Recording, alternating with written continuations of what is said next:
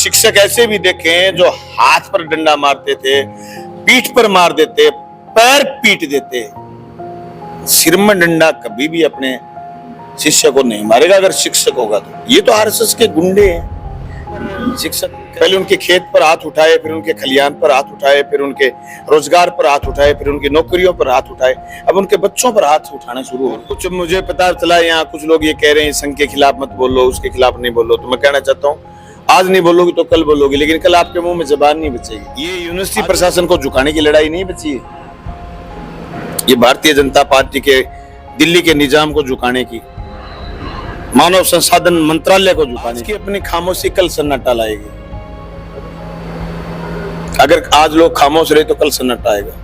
बारी एक दिन सबकी आएगी, सबकी आएगी, बारी एक दिन सबकी आएगी, आज नहीं तो कल आएगी। हरियाणा जैसे प्रदेश के लोग, नौजवानों से मेरा आह्वान है कि उठो इन बच्चों के समर्थन में, इन छात्र छात्राओं के समर्थन में। दोस्तों, जनमंच पर एक बार फिर से आपका स्वागत है।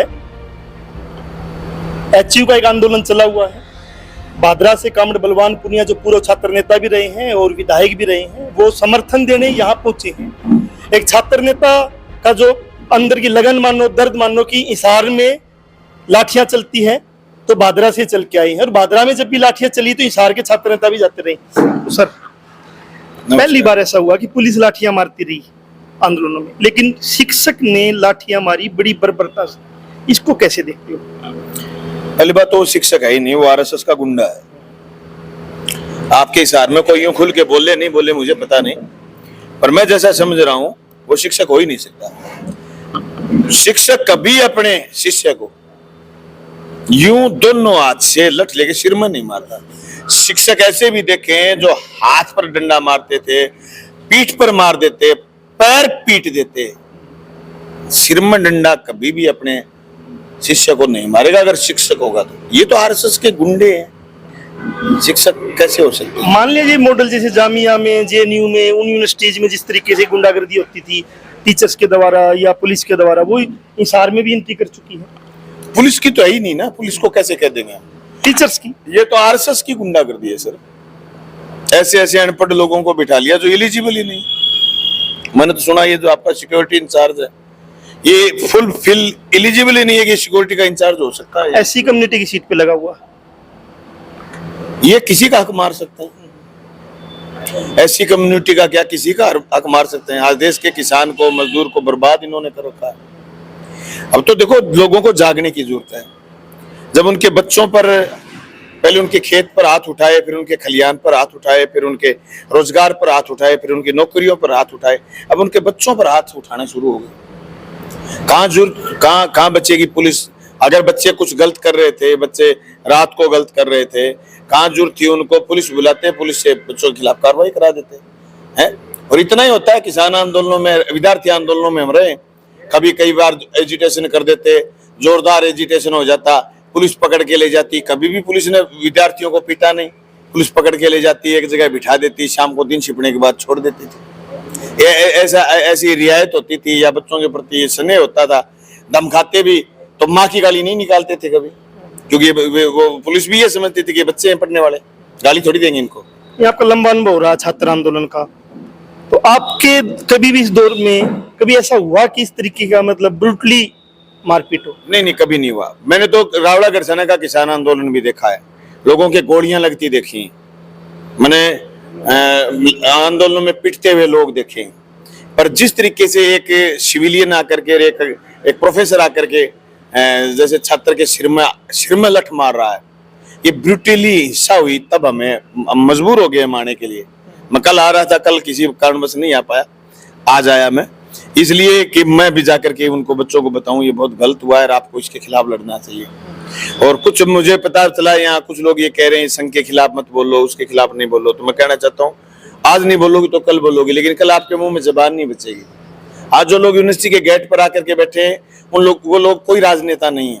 कोई नेता अगर मेरे जैसा समर्थन करने आया है तो ये उसकी सोच है, समझे। लेकिन जो लोग आंदोलन में बैठे हैं, या तो कोई यहाँ यूनिवर्सिटी का छात्र नेता रहा है, या पहले प्रेसिडेंट रहा है, या फिर उनको सहानुभूति है इन बच्चों से, उनके पेरेंट्स आए कि नहीं आए, लेकिन किसान आंदोलन के लोग आ रहे हैं, किसान यूनियनों के लोग आ रहे हैं, समाज सेवी लोग आ रहे हैं, वो सब लोग इसलिए आ रहे हैं कि देखो गलत हुआ है। कौन साहब, यहाँ जो वाइस चांसलर है BR कंबोज, उसके ऊपर आरोप है कि वो फेक झूठा अवार्ड लेके आया स्वामीनाथन के नाम से, अपनी पत्नी को फायदा पहुंचाने के लिए 2 नंबर में उसने कुछ काम किए, पत्नी फंसी हुई है करप्शन में। इन सारे मुद्दों को लेके विधानसभा में विपक्ष के 5 विधायकों ने आवाज उठाई। विधानसभा के भी आप सदस्य रहे हो राजस्थान के, एज ए कोई विधायक आवाज उठाता है और वो सुनाई नहीं जाती, तो ये कैसे 5 विधायक बोल चुके, उसके बाद भी कोई कार्रवाई नहीं इन पे? ये फेक वाला मामला तो अकेला हिसार में थोड़ी, दिल्ली में भी तो है। तो दिल्ली खुद फेक सर्टिफिकेट से बैठी है, तो यूनिवर्सिटी के वीसी पद से कौन हटाएगा? वीसी कैसे नियुक्त होता है आप समझ सकते हो? पूरे देश में विश्वविद्यालयों में कब्जा करा है RSS ने, लूट की दुकान बना रखा है यूनिवर्सिटियों को, छात्रों के अधिकारों का हनन करते हैं, उनके वजीफे खाते हैं, उनकी छात्रवृत्तियां खाते हैं, उनको जो शिक्षा के रूप में उनको सहूलियतें मिलनी चाहिए उसकी रिकमेंड नहीं करते, सरकार के पैसे बचाने की कोशिश करते हैं। जो बजट आता है बचता है वो बड़े पूंजीपतियों के कर्जे माफ हो रहे हैं, लेकिन यहाँ यूनिवर्सिटी में बच्चों के 2 करोड़ की छात्रवृत्ति ये नहीं दे सकते। इसी बात के लिए तो आंदोलन हुआ है, बच्चों की छात्रवृत्तियां नहीं दे रहे, वजीफे नहीं दे रहे, उनकी स्कॉलरशिप नहीं दे रहे। तो ये तो एक कॉन्स्टिट्यूशनल राइट है। होना तो ये चाहिए कि मेधावी छात्रों को सरकार वजीफे भी दे, उनकी सारी सहूलियतों का भी इंतजाम करे, पढ़ाई उनकी पूरी करे, ताकि वो देश के लिए नई थेसिस करें, नई सोच करें।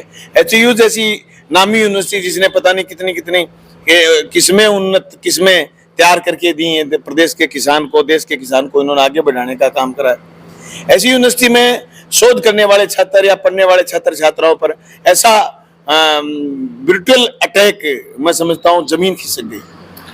आप लोग एक नारा लगाते थे या एक गीत गाते थे, रात अंधेरी कट के रहेगी, या वो सुबह कभी तो आएगी जिस सुबह में बराबरी होगी। उम्मीद है यहाँ पे, क्योंकि विधानसभा में आवाज उठाने के बाद भी कुछ नहीं हो रहा है। उम्मीद है, कहाँ से वो उम्मीदें निकलेगी? उम्मीद 4 नंबर गेट जाकर के देख लो आप, यूनिवर्सिटी का बच्चे बैठे हैं, जो कभी ये पूरा हरेसमेंट हो चुका है, बच्चों का छात्र संगठन खत्म हो चुके हैं। जब से हरियाणा में चुनाव बंद हुए, जिस भी प्रदेश में छात्र संघ के चुनाव बंद हुए, छात्र यूनियनें कमजोर हो गई, चाहे SFI लो, चाहे NSUI लो, चाहे INSO लो, चाहे कोई स्टूडेंट यूनियन लो, सब कमजोर हो गई। इसलिए कमजोर हो गई कि छात्र संघ के चुनाव नहीं बचे, फिर भी यूनिवर्सिटी के गेट पर छात्र बैठे हैं। यही उम्मीद है कि ये बच्चे जिनको आज समझ में आया, सिर में लट लगने के बाद उन्होंने लहू के एक कतरे से ये पूछा है, लहू के उस कतरे ने हिसाब मांगा है कि बताओ ये खून निकलना चाहिए था कि। लेकिन अभी भी अंदर जो टीचर्स है, वैज्ञानिक है, वो उस तरीके से समर्थन में नहीं आ पा रहे, जबकि वो भी पिट चुके हैं बहुत बार, आ नहीं रहे समर्थन में। उनको क्या कहना चाहोगे? आज की अपनी खामोशी कल सन्नाटा लाएगी। अगर आज लोग खामोश रहे तो कल सन्नाटा आएगा।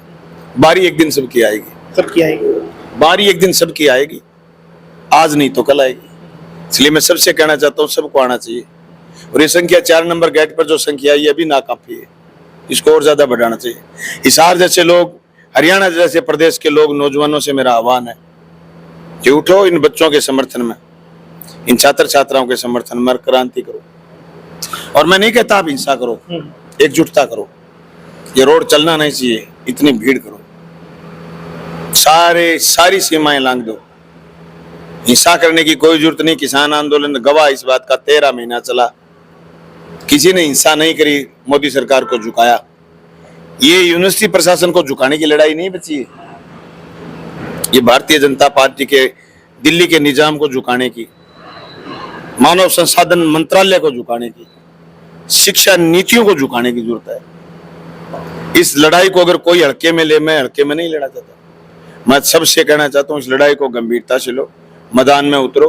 पास के इसके नजदीक के लोग अगर आज गर्मी मान करके घर बैठे हैं, तो मैं समझता हूँ गर्मी उनके घरों तक आ जाएगी, पता ही नहीं चलेगा कब आ जाएगी, कब वो झुलस जाएंगे। आग लगेगी तो आएंगे घर जद में। हाँ, जद में सबके, मेरा भी आएगा, आपका भी आएगा, सब। तो कॉमरेड बलवान पुनिया हमारे साथ थे। हरियाणा एग्रीकल्चर यूनिवर्सिटी जो एशिया में मानी हुई यूनिवर्सिटी है, यहाँ शोध हुए हैं, यहाँ के वैज्ञानिकों ने शोध करके खेती को उन्नत किया है। लेकिन आज वहाँ दमन के हालात ये हैं कि डॉक्टर दिव्या जैसी गोल्ड मेडलिस्ट मर जाती है। किस लिए? क्योंकि उसका दमन इतना हुआ, शोषण इतना हुआ। डॉक्टर अशोक ग्रोवर जो लगातार यहाँ कुछ मुद्दों पे संघर्ष करते हैं, वो कहते हैं कि रीज्वाइनिंग मत दो, बच्चों को नौकरी दो, लेकिन डॉक्टर अशोक के साथ जो हुआ कि उसका ट्रांसफर में बात कर दिया गया, 7 महीने से तनख्वाह नहीं दी गई। ऐसे बहुत लोग हैं, सुनील हुड्डा यहाँ है और बहुत लोग हैं जिनके साथ, और अभी ये बच्चे 4 नंबर गेट पे दिख रहे हैं। आज गवर्नमेंट ने भी कहा है और हम भी चाहते हैं कि आज अगर आप गर्मी की तपत से दूर या किसी विचारधारा को मानते हुए नहीं आए गेट पे, तो एक दिन ये गेट आपके घर तक चला जाएगा, ये दमन आपके घर तक चला जाएगा। जनमंच पर आप बने हुए थे नई अपडेट के साथ, फिर हाजिर होंगे। धन्यवाद सर। Thank you.